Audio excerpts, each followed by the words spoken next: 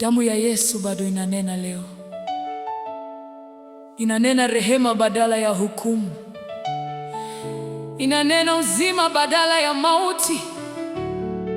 Inanena ushindi badala ya kushindwa. Leo nasimama katika agano la Kalvari.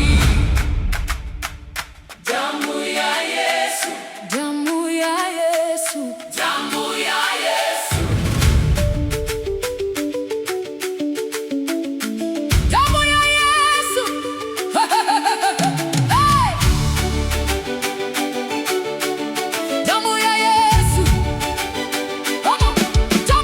damu ya Yesu inazungumza maneno mema zaidi ya damu yoyote duniani. Nimesimama juu ya mlima wa Kalvari, nimejitambulisha na kifo na ufufuo.